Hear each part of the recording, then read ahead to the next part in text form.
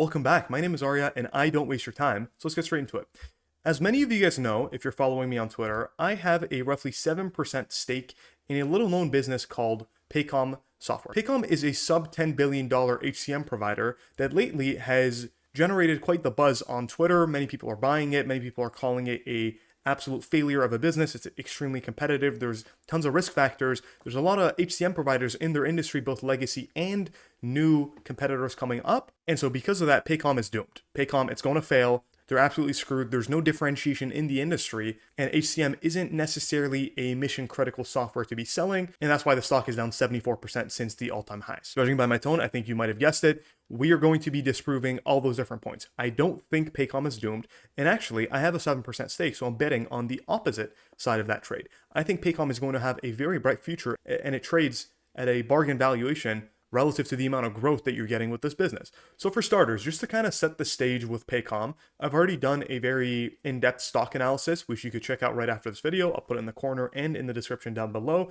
But I'm just gonna skip to a clip from that video where I explain what Paycom actually is. This is by far the best excerpt I've ever seen, the best description of Paycom I've ever seen anywhere on the internet. I think in a handful of sentences, it catches you up on the Paycom story and what we're dealing with this business. So I'm just gonna play the clip and then we're gonna talk about it. For today's video, we're just gonna focus on the Paycom section where they say, we purchased a new position in Paycom, a payroll and human capital management HCM software company. Paycom manages payroll for over 20,000 companies that employ approximately 7 million people. It's quite a big company. It focuses on mid-market customers and holds a top 3 position as a payroll provider. So pretty much what I just mentioned here, right? So they have a lot of customers and they mostly focus on medium-sized businesses, which I think is the 50 to 500 employee range. And in that segment, they have a top 3 position.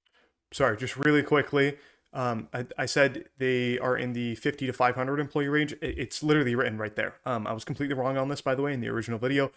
It's employees that are, it's businesses with headcounts less than 10,000. So traditionally, if you look online, they'll say that the mid-market is between employee counts of 1,000 to 10,000 employees. But there's a lot of debate around that, depending on like how much revenue you're producing. Maybe we should categorize mid-market and small to medium businesses based off of revenue, not necessarily the headcount of employees. Different industries, whatever the case is. But yeah, traditionally, if you look online, the 1,000 to 10,000 employee count business, that counts as mid-market. Segment, they have a top 3 position behind ADP and UKG. And we're going to come back to ADP later on in the video, but apparently their software is just horrible. It's just the switching cost of like ADP's been ingrained in these companies for like 50 years plus, right? The company has high recurring revenues above 90% and has been adept at cross-selling HCM software to its payroll customers for years. The company has organically built a cloud-native platform where each HCM offering is tightly integrated, not patchwork of built and bought offerings like most of its peers. All right, a couple things just happened there. We're going to go over it all. First things first, it is a software SaaS business. It has tons of recurring revenue. They say above 90%. Recurring revenue as a percentage of total revenue, it's like 99%, because the only other revenues that this business generates is the implementation of actually implementing their software into all these different businesses. But they do have retention rates of about 91%. So I think they might have been talking about retention rates here, not necessarily recurring revenues. One other thing, they've been adept at cross-selling HCM software. So it started out as a payroll provider originally, and over time they started diving into HCM. HCM stands for human capital management. So things like paid time off, your general HR needs, checking vacation hours, stuff like that, right? And then another interesting detail that I don't really hear being talked about that often is the fact that Paycom is cloud native as opposed to ADP, UKG, Paychex, all these different traditional competitors. They're all on-premise, right? So on-premise, you could think of it like is like a Nikon camera, right? If you take a picture on like a physical Nikon camera, you can't easily move that data, which is like the picture. You can't easily move the picture. You have to connect the wire to your computer, and from your computer, you can like email it to all these different places, whatever the case is, right? So with on-premise providers, with ADP, with Paychex, all these different providers, that data is stuck inside a computer at the back of a Home Depot. So when you're issuing all these different payrolls, the data and the information on the software in the back of the Home Depot, you can't like easily move that data. You can't, it's not accessible. You have to physically be on premise in order to access all that information. With Paycom, it's a web browser, it's a portal, it's online. You could be in the middle of Bali and you could borrow a Samsung phone from a local Bali person and you could log into Paycom, right? And from there, you could access all the various information. It's on the web, it's cloud native. The brilliance of that is that traditionally with ADP and Paychex, they would install you the 1980 version of ADP. Microsoft did this for decades, right? Like you have like the 2010 version of Excel, you got the 2011 version of PowerPoint, right? So you would install that year's version of ADP software. And then in the future, if you're looking for an upgrade, you would just add whatever features, right? This is what they say when they say a patchwork of built and bought offerings, right? You would add those extra features onto your 1980 version of ADP software. Now, the reason that doesn't work is I have an analogy for you. Imagine you build like a house, and then over time, obviously you want to upgrade some things, right? So you maybe change the windows out and you add new windows. Maybe you change the HVAC systems and you add a whole new HVAC system. Over time, you're like, you know what? I don't necessarily like the foundation of this. Let's redo the foundation. Let's redo XYZ. Let's redo all these different items. After like 5 edits, it's a completely different house. It doesn't necessarily fit. It doesn't look right. Maybe there's a couple items that are too old and the HVAC isn't right for the windows. The windows aren't right for the foundation. Like all these different things, they're not tightly integrated. They're not built for each other. With Paycom, you could just imagine it as it's a building that's just built on its own. Everything is perfect. Everything gets updated at the same time. Everything is, whenever we change the windows, change literally everything about that building, and they're all built for each other. And the foundation is built according to every other segment of that building, right? It's all cohesive. It's tightly integrated. I think you guys get the point here, right? With ADP and Paychecks, it's a patchwork of old and new items. With Paycom, when they roll out an update and you log on to the new Paycom website, everything is built for each other. Everything is together. It's very cohesive, right? That is the traditional counter positioning. But then I hear you say, oh, well, Workday and some of these other cloud native platforms, they also benefit from this literally once in a lifetime switch to the cloud. I think that's a misconception in of itself. The fact that you guys think Workday and stuff, those are like meaningful competitors to Paycom. Many of you guys, I think, are under the impression that when we talk about HCM as a category, they're all competitors of each other, which to some extent they are. But the thing is, many of these businesses are actually in different segments of the same industry. What do I mean by that? So SMB is a popular acronym that stands for small to medium-sized businesses. In essence, SMB is employee counts of under 100, right? Again, this is like a general type of thing, not necessarily a very fixed item. SMB is businesses that have under 100 employees. And then we have SME, standing for small to medium-sized enterprises. That is roughly the 100 to 1,000 employee count. And then you got the mid-market, where Paycom mostly resides. That's the 1,000 to 10,000 range of employees. And so with Paycom, you have, sure, a lot of competitors in the industry in of itself. But do you have competitors that are specifically in the mid-market competing directly with Paycom?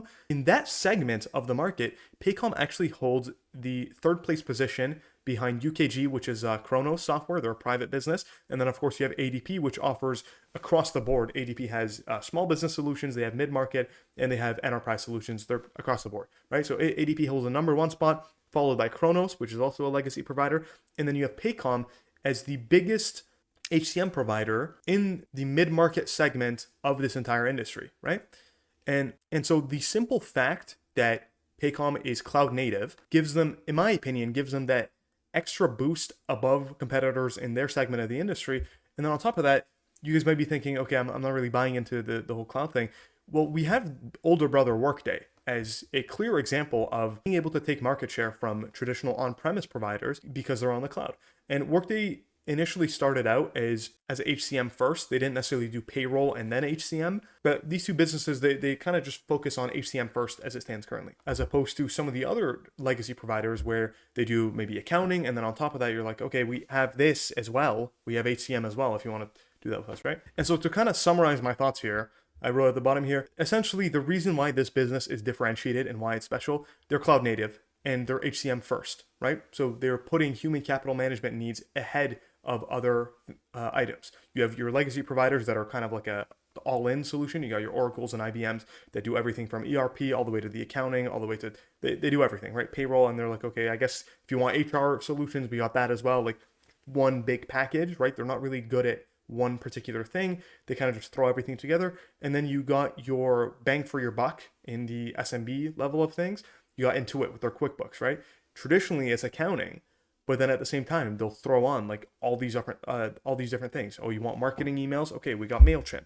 You want HCM and payroll and all that type of stuff? You could do that with us as well, right? So it's like most of these competitors, sure, they're competitors, but there are other softwares that are providing good enough HCM software as kind of like a side thing to their main software that they initially bring you in the door with. So the unique solution that Paycom is solving for here is that they're HCM first, and on top of that, they're on the cloud. So the Venn diagram of these two items is literally them and Workday is the enterprise solution. They don't come down to the mid-market. They started out with big boys, they started out with big customers, and they're not worried about the mid-market as it stands currently, right? Maybe they move that way in the future, but they're mostly like ERP software, right? So they have to stay up there. And so the counter positioning that Paycom benefits from is absolutely massive. The final complaint that I'm going to go over at the end of this video is, well, okay, ADP and Kronos, they have top 2 positions, right? So Paycom's only like 5% market share. Can't they just, come up with their cloud version of things and then Paycom's over? So it's over for Paycom, right? If the problem is that we don't have HCM first businesses that are cloud native, can't the HCM first businesses that aren't on the cloud, can't they just solve for that side of the equation, right? They just go on the cloud. And ADP has done this, right? Like very fair concern. I'm going to link this in the description as well. This is my friend Ethan, who has written a absolutely incredible thread on Paycom, on a couple different companies. You guys should go check out his Twitter page. He did a tiny little write-up on this exact item. Why can't just ADP and Paychex and all these different traditionally on-premise businesses, why can't they just spin up a Paycom and of themselves? And so he literally talks about this. He says, the ADP of today has shown unwillingness to create these automated cloud solutions. They're the ones behind. Are they cooking behind the scenes? Maybe. But you can't launch a cloud-native platform with perfect integration overnight. ADP is a legacy behemoth that can throw its weight around, but it can't just launch a cloud-native platform on par with Paycom. This is absolutely true. So again, what I mentioned at the start of the video, where like, sure, you got your on-premise stuff, but it's like built-in bought patchwork of like, you keep adding these windows, right? You keep adding on a bunch of random stuff, and so it doesn't work perfectly. It's not perfectly tight-knit, just like how Paycom works. Paycom was founded in 1998 and has been building up their platform ever since. They have never done an acquisition. Every function they roll out instantly connects with and integrates with their core product. ADP can't just magic an in-depth cloud platform with the same level of functionality as Paycom out of thin air. It took Paycom 20 years to build this stuff. And this is absolutely true. It took them, as he says, literally 20 years to build Paycom. And I don't know, it probably wouldn't take ADP that long to build something like that. But the thing is, they're not on the cloud, and them switching to the cloud is significantly more difficult than actually being on the cloud from the start. The final killer, ADP is expensive. Paycom isn't the cheapest software on the block, but they want to advertise their cost savings.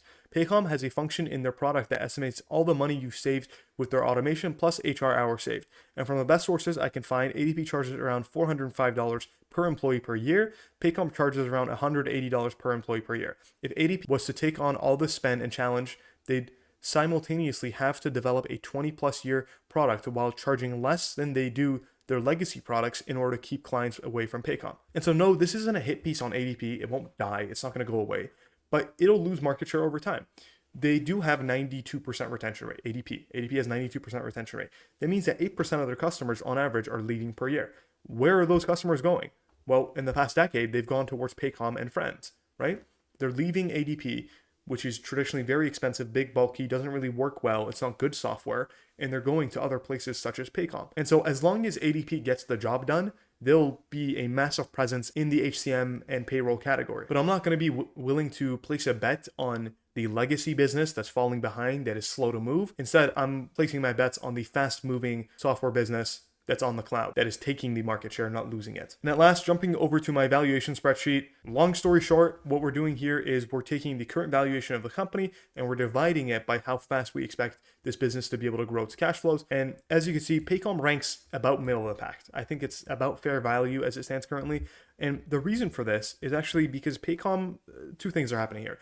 One, Paycom isn't optimized for free cash flows as it stands currently. If you watch my old video on Paycom, I dive a little bit more in depth into it there. Long story short, they're building out a lot of office buildings, and so that messes with the free cash flow figures. Number two, Paycom actually has a lot of cash on their balance sheet, and so the interest that they earn on that cash sitting in short-term treasuries, that doesn't actually show up in the free cash flow figures because it's lower on the cash flow statement. But when you look at the PE, the interest income that they earn on their large cash balance does show up in the PE figures. So when you're looking at the PE of Paycom, you can see that the forward PE is at like an 18 times multiple, right? Even same thing with a trailing, it's like 17, 18 times multiple. So again, on like a PE basis, this business is extremely cheap.